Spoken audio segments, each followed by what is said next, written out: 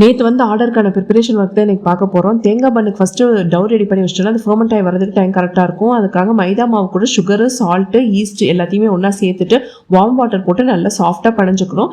மேலே கொஞ்சமாக oil apply பண்ணிவிட்டு 45 minutes to 1 hour வந்து நம்ம ஃபர்மெண்ட் பண்ணுறதுக்காக வச்சிடலாம்.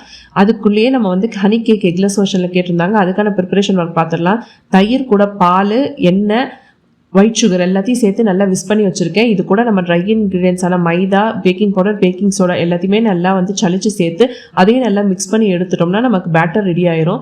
குக்கீஸ் ஃபஸ்ட்டே பண்ணி வச்சுருந்த குக்கீஸை வந்து நான் ப்ளேஸ் பண்ணி இப்போ 25 minutes வச்சுருந்தேன். அது நல்லா பேக் ஆகி கிடச்சிருச்சு. அதை எடுத்துட்டு நான் இப்போ வந்து கேக்குக்கான பேட்டரை உள்ளே வச்சிடுறேன். இது வந்து 25 minutes ஆகும் பேக் ஆகிறதுக்கு. இது பேக் ஆகிறதுக்குள்ளேயே நம்ம தேங்காய் பண்ணுக்கான ஸ்டஃபிங்கை பார்த்துடலாம். தேங்காய் கூட ஒயிட் சுகரு, டூட்டி ஃப்ரூட்டி, கொஞ்சம் போல் பட்டர் எல்லாத்தையுமே சேர்த்து நல்லா ஒன்றா மிக்ஸ் பண்ணி எடுத்துக்கலாம். இதுதான் வந்து சென்டரில் வைக்க போகிற ஸ்டஃபிங்கு. பண்ணு பார்த்திங்கன்னா நல்லா டபுள் ஆகி கிடச்சிருக்கு.